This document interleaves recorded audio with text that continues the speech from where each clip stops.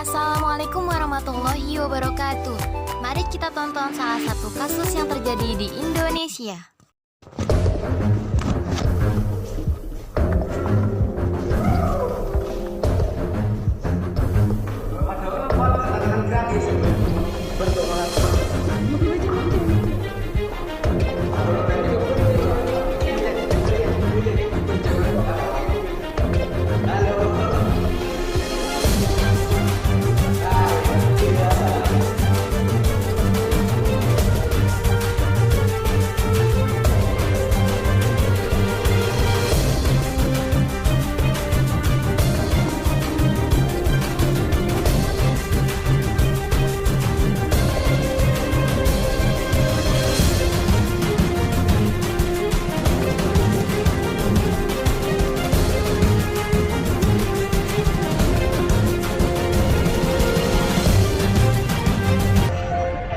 Teman-teman, seperti yang kita lihat di video tersebut, ada beberapa siswa laki-laki yang melakukan bullying atau perundungan kepada seorang siswa perempuan. Padahal, bullying atau perundungan termasuk perbuatan tidak baik. Perbuatan tidak baik yang dimaksud bisa berupa hal-hal yang menyakiti secara fisik, seperti memukul, mendorong, dan lain-lain. Tapi tidak hanya itu, bullying juga bisa menyakiti secara verbal, misalnya mengejek penampilan, menghina kemampuan, dan masih banyak lagi. Bahkan, tindakan menjauhi dan mengucilkan seseorang pun termasuk tindakan bullying loh. Bullying tidak hanya terjadi pada orang-orang yang saling kenal atau sering bertemu secara langsung dan terus-menerus. Karena kita telah hidup di zaman yang sudah sangat maju seperti sekarang ini. Dan bullying bisa dilakukan lewat telepon, seperti mengirim pesan melalui SMS atau email, dan meninggalkan komentar buruk di media sosial. Istilah bullying melalui gadget ini biasa kita kenal dengan istilah cyberbullying. Dan jika kita amati, sebenarnya bullying ini sudah sangat dekat sekali dengan kita. Bahkan mungkin tanpa disadari juga, kita sudah melakukan tindakan bullying. Salah satunya cyberbullying dengan meninggalkan komentar buruk di media sosial. Hal yang kecil tapi mengakibatkan buruk mental seseorang. Dan setelah saya menanyakan perihal bullying kepada 3 orang teman saya via chat, mereka menjawab bahwa bullying yang mereka terima hanyalah sebuah gurauan dari para pembuli. Mungkin bagi para pembuli hal itu sangat lumrah dan mengasyikkan, tapi bagi para korbannya hal itu sangatlah menyakitkan. Selain bully dijadikan bahan gurauan, para pembuli juga biasanya akan mendapatkan kepuasan dari menindas seseorang. Dia mungkin akan merasa lebih kuat dan lebih berkuasa karena ada orang yang akan takut pada dirinya. Tetapi bisa juga karena ia akan mendapatkan sebuah popularitas hanya karena ditakuti oleh siswa lainnya. Padahal sebenarnya para pembuli ini tidak akan disukai oleh orang-orang yang tidak setuju dengan tindakan mereka. Dan alasan lain mereka menindas adalah karena mereka iri pada kelebihan target bullying mereka, atau mereka merasa terancam karena kehadiran seseorang itu. Namun selain hal-hal itu, ada juga beberapa orang yang melakukan bully ini karena mereka memiliki masalah yang menyebabkan mereka menindas seseorang untuk menyalurkan amarah mereka kepada orang lain. Dan biasanya, para pembuli ini tidak menyadari akibat perbuatannya, sehingga mereka tidak pernah merasa bersalah. Bahkan banyak ahli yang telah percaya bahwa pelaku bullying bisa jadi melakukan hal itu karena mereka juga pernah mengalami hal tersebut di lingkungan sebelum dia tinggal saat ini. Jadi seperti hal-hal yang dilakukan secara terus-menerus dan kontinu supaya orang lain bisa merasakan apa yang dia telah rasakan.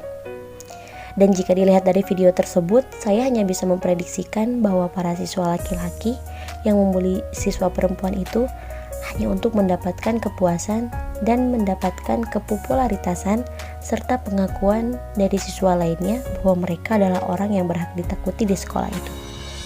Mereka memperlakukan siswi tersebut dengan sangat kejam dan tanpa belas kasih. Hal itu terlihat dari cara salah seorang siswanya memukul kepala siswi tersebut dengan tangannya. Dan mereka terlihat bangga sekali telah melakukan aksi bullying tersebut. Jangan biarkan fenomena sesederhana menjahili ini menipu kita, karena hal menjahili atau salah paham dengan orang lain ini bisa berpotensi jadi terlalu berlebihan dan menjadi masalah serius. Sebab lewat dengan iseng-iseng atau hanya sekedar bercanda, tak bisa dipungkiri beberapa orang terpengaruh dari dampaknya bullying yang cukup parah. Bahkan bisa menghantui sampai seumur hidup. Dampak bullying ini sangat terpengaruh untuk segala hal. Adapun dampak bullying bagi korban, tak bisa dipungkiri, bullying pasti mengakibatkan luka psikologis atau trauma pada korban. Pertama, bullying membuat korban merasa kesepian, tidak bahagia dan ketakutan. Lebih lanjutnya, bullying juga bisa membuat mereka merasa tidak aman, kehilangan kepercayaan diri, dan mungkin tidak ingin pergi keluar lagi. Penindasan dapat memiliki konsekuensi fisik dan psikologis yang jangkanya panjang. Beberapa di antaranya dari dampak korban bullying. Adapun penarikan dari kegiatan keluarga dan sekolah, ingin dibiarkan sendiri, perasaan malu, gangguan pencernaan, gangguan kepala, serangan panik, insomnia, hipersomnia, mudah lelah, kerap mimpi buruk, dan bahkan bisa menyebabkan bunuh diri. Ih, serem sekali kan? Adapun dampak bullying bagi pelaku. Pelaku bullying umumnya memiliki gejala dan dengan melakukan tindakan bullying, gejala-gejala tersebut justru dapat menjadi semakin parah atau akut. Adapun rasa rendah diri yang tinggi namun di saat yang sama tidak memiliki kepekaan terhadap batasan dan norma, sehingga susah membangun hubungan sosial yang berkualitas dan akhirnya kerap menunjukkan sikap agresif yang berlebihan. Karena peningkatan atau eskalasi perilaku di atas perilaku bullying selanjutnya, si pelaku tersebut berkemungkinan besar terlibat penyalahgunaan nafsa atau yang biasa disebut narkotika, psikotropika, dan zat adiktif, dan juga terlibat aktivitas seksual di bawah umur dan melakukan kekerasan pada orang-orang terdekat mereka. Dampak bagi pelaku juga bisa membuat psikologinya itu terganggu karena mentalnya yang tidak teratur dengan baik. Perkataan kita terhadap orang lain itu memang benar harus dijaga. Sebab kita tuh tidak tahu bagaimana perasaan mereka ketika kita berbicara sesuatu terhadap mereka. Setiap orang pasti pengen ngelawan pembuli. Tapi jangan main keroyokan ataupun dendam. Kalau pembulinya udah main fisik, ya harus beri perlawanan. Jangan bilang kamu lemah, lawan saja mereka. Bob, jangan sampai kebablasan ya. Lawanlah secara sehat. Ada nih tips perlawanan bullying secara sehat untuk kalian. 1. Setiap kamu lagi mendengarkan kata-kata yang tidak enak terhadap kamu, tarik nafas pelan-pelan, lalu buang pelan-pelan. Yang kedua, selagi dia nggak nonjok kamu duluan, jangan nonjok dia, jangan terpancing emosi sama dia, tetap kontrol emosi kamu. Ketiga, kalau dia sudah terlalu sering membuli, jangan takut untuk laporin hal itu kepada kepala sekolah ataupun guru BK. Jangan takut kalau kamu diancam. Itu cuma tipuan. Sebenarnya mereka yang takut, makanya dia ngancam kamu. Keempat, naikkan rasa percaya dirimu. Usahakan kamu di circle yang baik, menerimamu apa adanya.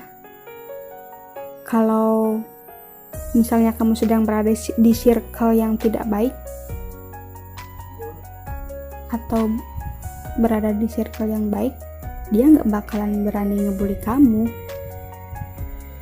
Dan yang terpenting, buktiin kalau kamu bisa. Jangan gegara omongan mereka bikin kamu langsung stuck,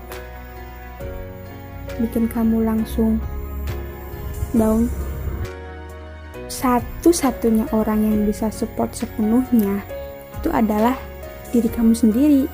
Jangan sampai omongan mereka bikin kamu langsung merasa gak worth it. Berdamailah dengan diri sendiri. Kamu mau lawan mereka kan? Lawan saja dengan cara jadiin itu motivasi, biar mereka semua terbungkam dengan perubahan kamu. Dan untuk pelaku bullying, aku gak tahu apa yang bikin kamu seperti ini. Tapi aku tahu, kalian pasti punya alasan tersendiri. Manusia harus memiliki rasa kemanusiaan. Kalau ingin melampiaskan, jangan melampiaskannya ke orang lain, maupun diri kamu. Lampiaskan saja dengan cara yang positif. Jangan sampai menjadi batu sandungan bagi diri sendiri, maupun merugikan orang lain.